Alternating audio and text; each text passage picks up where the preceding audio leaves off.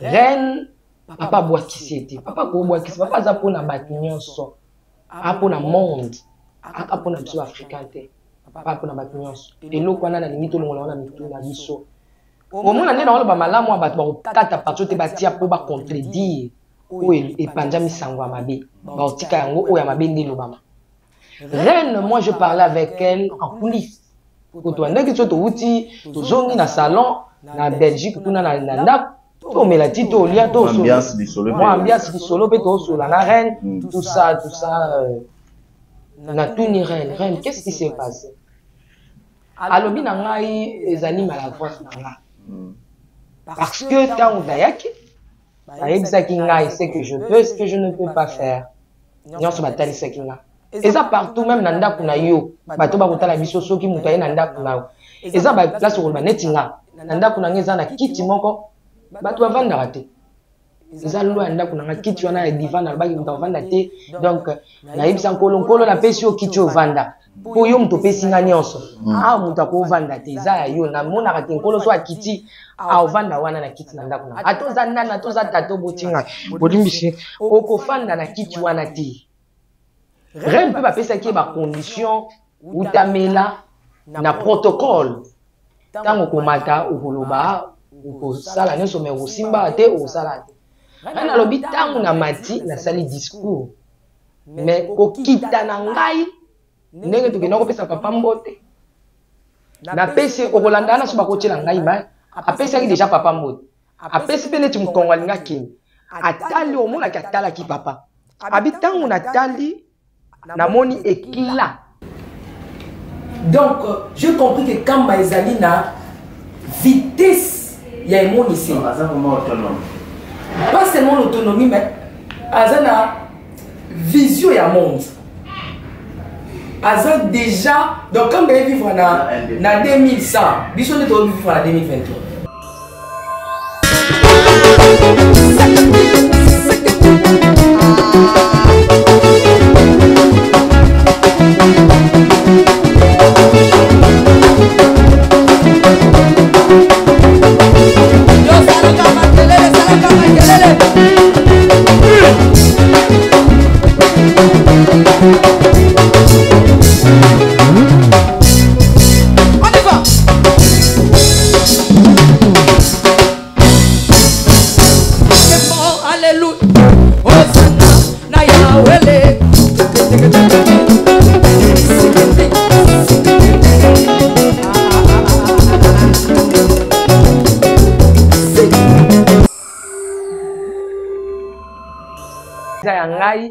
En tout cas, na tondisa mine sengo.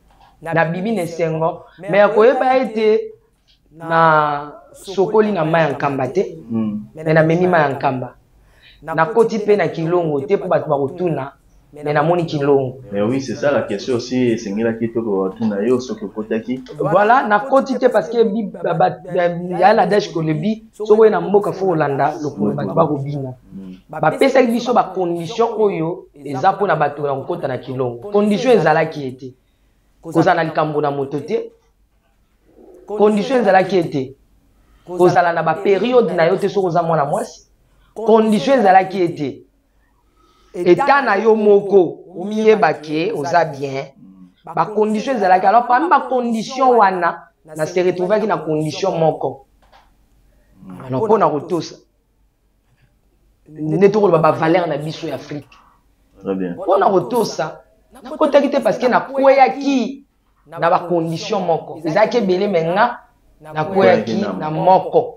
Donc na mikolo ko ya na mbonde la tata nzambe tango na kozala kuna condition ani zalate et permettre nga na kota na kilo. Très bien, merci beaucoup maman Tiffany Mokwa to landio na bokebi ute bandeli na yo, c'est-à-dire tango komi epai ya papa oyo trouver makambo be misatu par rapport il y a ba chiffre. Alors ngai na komema un peu moi moke ya kozonga sima ba chiffre wana ya mwana oya ki ko trouver yango o banda bomona na ona classe ya nzembo banda ko mba oyo banda ko douter na yango. Oui, la Trinité, moi je crois en Dieu dans toutes ses dimensions, Père, Fils et Saint-Esprit. Au moins, même la chiffre 13, ou au moins la chiffre 3, ils ont la 4. Moi, je suis né le 13 novembre. Vous comprenez? Donc, allez-y comprendre, papa, vous avez mis les 12, chiffre 13. Donc, là, la sima, papa, donc, collé, c'est les 13, ngai. Papa, papa, vous avez mis les 12 octobre, les Nazaré, vous avez mis les 13 octobre.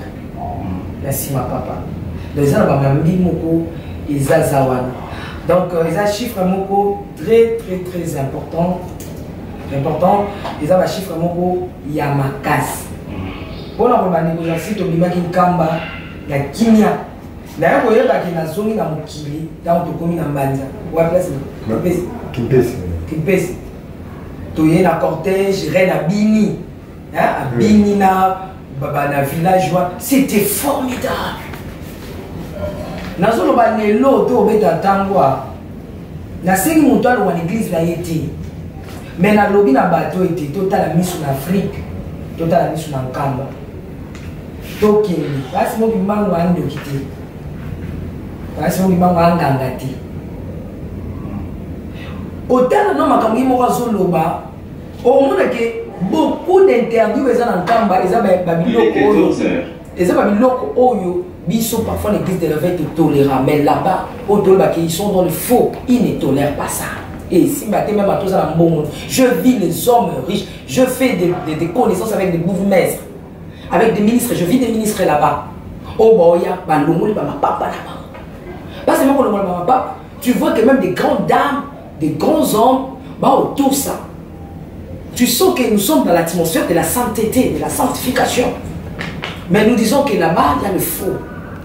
Je demanderai, mon toit à Kolamba, à Mekaratasu, à tout autour à mon sunité, Mekaratasu. Voilà. C'est l'art de l'Afrique. Afrique est décollée, ce Congo est décollé. Mais nous devons savoir que Congo est décollé, ce qui nous Kamba est décollé. Tout le monde aéroport l'aéroport international la mikolo na makasa tata Nzambi et ça les malankam la moni mambi manene babiloko oyo nkamba e sala kamba e lesa nkamba na biloko oyo uti banda te o bango moko ba osala ba olona ba oboko ne kamba elia. Donc, j'ai compris que quand Maïzali na vitesse, il y a un monde ici. Pas seulement l'autonomie, mais Azana vision, il y a un monde. Azana déjà, donc quand on vivre dans 2100, Bichon est vivre en 2023. Ouais. Merci beaucoup, Maman Tiffany. Alors, mon temps, mes ébélés, nous tournons ébélés parce que tout le monde a vu Zalaki na ba reine et puis reine Zalaki wana ba impression à reine non surtout biso to rosenga et to tuna o yango bike journaliste à la ne passe à mototé à la ligne de commentateur soka moni information actualité yé a couper c'est la rango ndenge ya moni azala pe moto ya sentimental Maman Tiffany qui na deux casquettes en tant que journaliste en tant que moto na Nzambe mbomo te na genda no lokwa na deux casquettes na genda lo wa mwana papa simo mbanga binsi. Alors, biso to ebi ozami opandisa. Ya moni kena baki na olba na Kinshasa pamba te kuna na keneka kotala na keneka invitation à papa. Très bien. Point barre. Voilà. Tokozali na mbala mibale na deuxième partie ya masolo na biso na ye lelo tokosuka wana Maman Tiffany mot de la fin na yo comme ça pona yambo ya liboso. Kolekana nyeso le savoir. Papa, j'en sais ma question na lingi ya pena lo de la loko so na lo bien te ko zala mabe mingi. Mais kasata ntonga mibale te Maman Tiffany. Balobi so moni ndo kifo belela. Mbongo ya okangai. Ndenge beta likambo ya reine. Oyo elobami na mab to ya bato balanda na musika pe ba bazala ki pénété que papa Simon Kimbangu a boiti sirène. C'est vraiment dommage pour l'homme africain. Likambo wana biso nde tozalaki wana. Hormis kozala wana biso nde tozalaki ovanda na reine. Biso nde tobandaki kolala. Alors azalaki reine ya mboka ni. Ya île moko na France, île Maurice de Hawaï. Île Hawaï. Eza kuna na suka kuna donc pona okenda ngo vraiment au côté de la France, c'était qu'il faut qu'en Espagne, qu'il vienne en Espagne, dans une mamie tout, dans ce côté France, on vit avion, disons, au Kitty en Espagne, il est au Cuba, aux Onganani, Rennes, et puis à ça, sous mon coin, il y a l'Union européenne. Rennes, papa boit qui c'était, papa boit qui c'était, papa za pour na batunion so, pour na monde, pour na biso africain te, papa pour na batunion so. Et l'eau qu'on a na limite on a mitu na biso. Au moins on est dans le ba malamu ba kata partout te batia pour ba contredire, ou et panjami sangwa mabe, ba otika yango o ya mabe ndelo bama.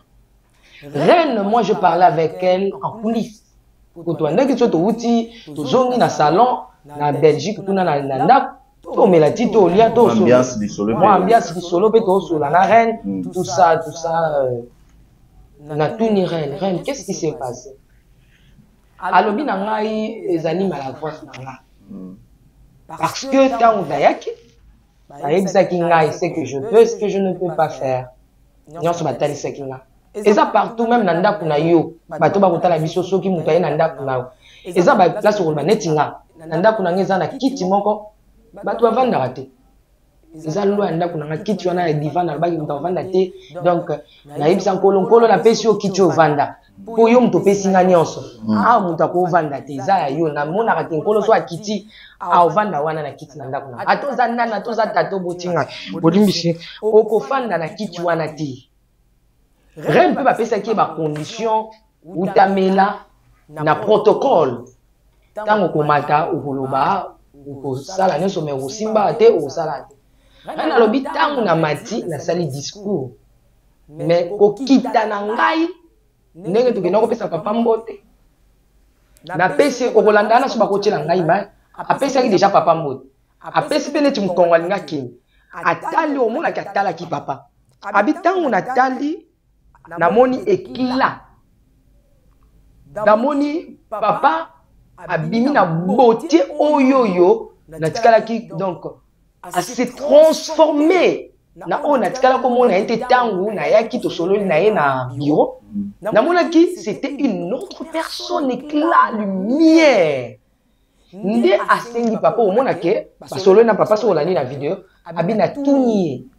Est-ce que je peux venir dans tes bras comme ta fille, venir comme une fille dans le bras de son père? Au moins que mindele babuka na kati na likambo etali ba tendresse, ba affection, ba nini nyonso ba babuka na te biso ndeso mono sepe na mtosa neti moi minene tout ça. Abi tout n'est pas parce que je peux t'embrasser comme ta fille, venir dans tes bras. Abi banda ko landa lumière wa mona kiwana a bénéficié nango. Bon, l'invité le parce qu'il y a moins de distance déjà où papa avait compris ou pas. Papa dit au moins que papa a dit maki. Bon, l'invité ce papa est bien qui est comme makambo penza. Ya kokanga na banzoto boy. Même papa est bien kala ke ozaka kambasima ya maboko. Et tangu ya ye apandi maboko ayamba papa na ye. Moi je dis c'est mon papa. Allez-y comprendre que reine atikaki mobali na ye na koma. À partir ya koya awa mobali na zaki na koma papa sambe mobali na bino na koma. Et lesquels liés. J'en sais ma kesa on a zo biso biloko bomo na ngo pa mutu te pe na relaxer yango te moi. Avant na mona papa parce que je vis papa 3 fois. Mais avant ya ko mona papa reine a kotia mon papa reine a zo bima même attaque cameraman na ngamba ba note kalibana biso ngamba na kati. Reine abimia banjolela. Wanga na koti te. Reine azolela miyoyo ezobima. Ngala bangi na bi sikoyo tozala ndeni ni bato bakota kuna. Bobima ya olela. Donc c'est que non sala bato bangi singa la. C'est kuna bazoboma bato. Bebela bato nini. Mukolo ko pe reine olela. To lukele papier mouchoir na reine. Bamusa. Là, par où c'est mis ce télé vimbi. On a une fois là-bas. On a pu calmer tes noms. Mais tu n'es rien. Pourquoi tu pleures? Mais je pleure parce que je n'ai jamais vu un homme pareil. Je n'ai jamais parlé avec cet homme. Quel genre de la personne qui est? Reine Azole Labi. C'est qu'il m'a dit. Non. C'est une autre personne. C'est au-delà de la personne. C'est une autre dimension. C'est ce que je vis dedans. La reine faisait que pleurer. Et on a monté la côté, j'ai compris ce que la reine avait pleuré. Reine a l'obéi ayoka ki courant mususu. Tant à mon papa likola cher, alingaka yamba yango. Et tant waye a comprendre papa pesi maboko.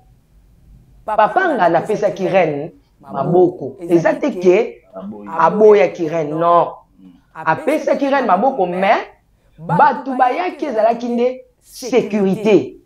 Tant sécurité yé na précipitation reine alobi nang ebangi singa tant on na kima que pourquoi bayaki bongo mundele abanga ka bablo abongo brutalité ebangi si ndenga tiaki oki ebimi impression lokola babwakisa binga moko nde mutu abangaki na kima ki papa ko bwakisanga te ayambinga honneur ngande plutôt na osenga ba congolais balimbisanga parce que la salle là qui maladroite nanga tout ça on m'avait parlé alors et ça là qui est passe comment on a interprétation mondiale à bon na ba réseaux sociaux et zo salir bon quand vous salir reine mais vous salir d'abord papa vous bébé ça image à papa parce que je ne pense pas que zala qui bat avec l'église nous pas salir c'est sont les humanistes qui ont fait ça.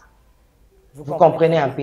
Totika et puis les années tu salir mais fort oh bana papa Simon Kimbangu ça le docteur Jospin. Ce monsieur c'est bas.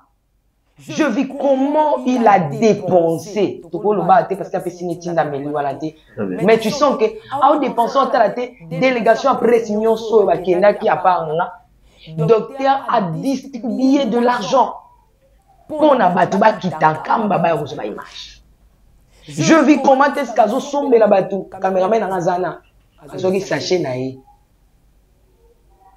ba biloko bo atazolani bo pona na bino na ofuta botambola kinanga me bozonga banda kuna bino bo pona ba kwanga na nyonso bo lia ndenge bolingi bo sala ndenge to bimia na nkamba voilà to bimia azo sombe la batou tozonga na Kinshasa tout ça pour l'honneur de papa Simon Kimbangu. En tout cas docteur Jospin je salue na saluer bravo wana de bolingwana ozala ngo papa Simon Kimbangu mo mona batalolenga boye ba combattre bango très bien mo mona batalolenga boye ba kolinga bango ti aolinga la kisabisoni alinga sana bisoni en tout cas ce sont des vaillants otokoki ko boa kisate pe ba kimbangisa ba koki ko tikate batuloko boye pembe na papa Simon Kimbangu kianga très bien voilà maman malobana ya suka malobana ya suka batu ba s'abonner to sisi nante Nzamba sunga na décembre ce qu'on appelle sur ma casse to zala sur na nkamba ce qu'on appelle sur ma casse te wana to komota lango na mikolo ya na Noël to kende voilà to komoyi ba dia ba date to kende bato boni ko benga biso bo complémenter bo commenter ba numéro ezana sur lingo zo mama Tiffany ozana ba question oza pe na bato lingo tinda na yamba la porte eza vraiment pour les pour la bato nyonso tout balingi to yamba bango na les Nazaréens na kombo Fumu Kimbangu na kombo ya Afrique toza wana boye konisa biso to wana posa ko yekola mabomba mi et puis na kosinga na bandeko ba s'abonner matondi pe na yo ndeko Jean Makisi. Merci beaucoup Mama Tiffany Mokwa na ndenge o nimi invitation na biso na ndenge pe oyambi biso na bureau na yo to sepeli ya mingi bana ya Congo bana ya Tata Nzambe bana ya Mbuluzi Kimbangu bino ba surtout na bolingo na bino ya ngonde esali te biso na bino to koka komona na ete to ko partager lisusu sango malamu oyo ko sepelisa ka mitema na biso ko lesa biso na bomo na biso ko kanisa te ka keno na molimo e pe na bonzoto pe eza ko lesa yo soki bolingo ya Tata Nzambe ezalaka te ngana opeto ngana to zala te na otuko yambela bino Mama Tiffany Mokwa apesi parcours na ye ndenge ayambaki message ya Tata Nzambe ndenge ayambaki message ya papa Simon Kimbangu lelo oyo ayoki na esonité lokola bato basusu bango balingaka ete bako ko piéger bango na micro bazu bango soit na sima caméra après bako ko publier bango mais kasi alobi te na kotatola monene ya esika onga na uti nkamba Nouvelle Jérusalem ya moni yango be na bosoto te moni yango be na lumière na yango oyo ya vrai zate ndenge bato mosusu batatolaka na ndenge ya faux pona konie pona kosalir réputation ya mboka oyo ya malamu oyo Nzambe apesi na biso mboka oyo Nzambe afandi po ete awa ko récupérer bana na ye oyo ya solo solo ya tatoli yango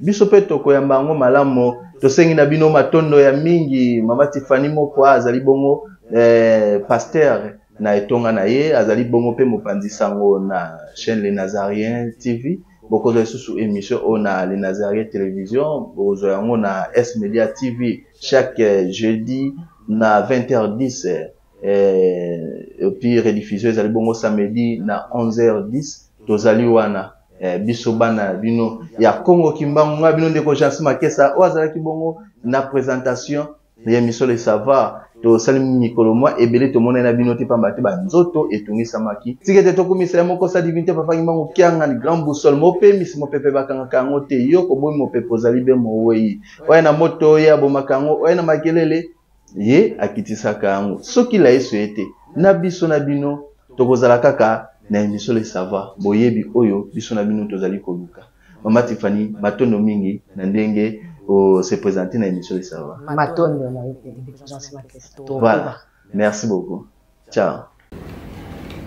Donc, j'ai compris que quand Maïzali na vitesse, il y a un monde ici. Pas seulement l'autonomie, mais Azana vision ya monde.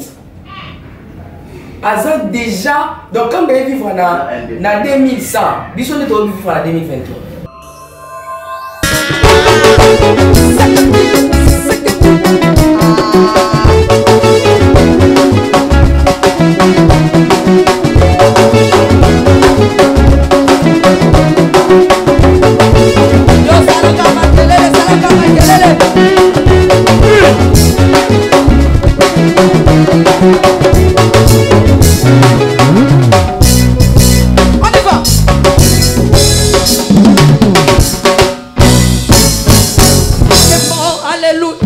Hosanna na Yahweh.